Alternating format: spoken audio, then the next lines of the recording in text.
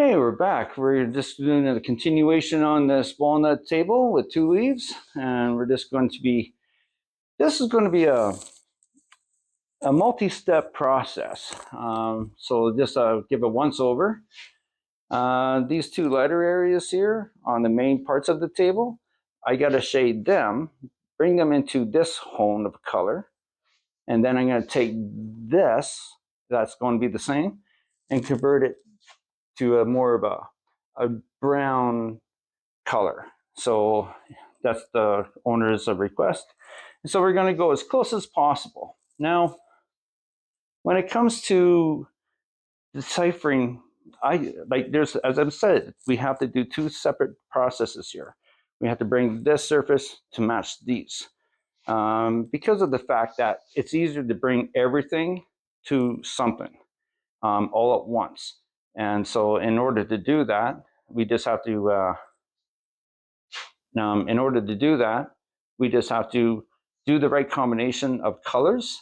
And so we're going to create two shaders, as I mentioned, to bring this to this, and then to bring all that to this. So when it comes to deciphering, now I have a variety of different stains. Now, my way of thinking, when I take a look at my coloring of my stains, I have to think that, no, I even have a red here if I want to bring in a red.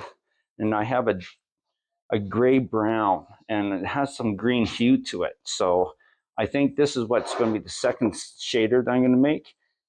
That's going to bring it into the final color. As for bringing this to that, I'm going to decide on this color here. It has the right tone of red to it that it should blend right in nicely.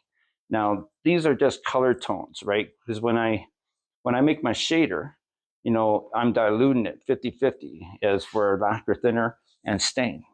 And I throw a little bit of a binder in there as well. Make sure that it adheres properly and it's not going to flake off in time and cause this delamination problems and such. So yeah, we're going to, before we get to that, I'll give everything a once over, a scuff sand, just to make sure that my product does adhere well and it's not going to cause any future problems. Yeah, so stay tuned and we'll get on to the next step.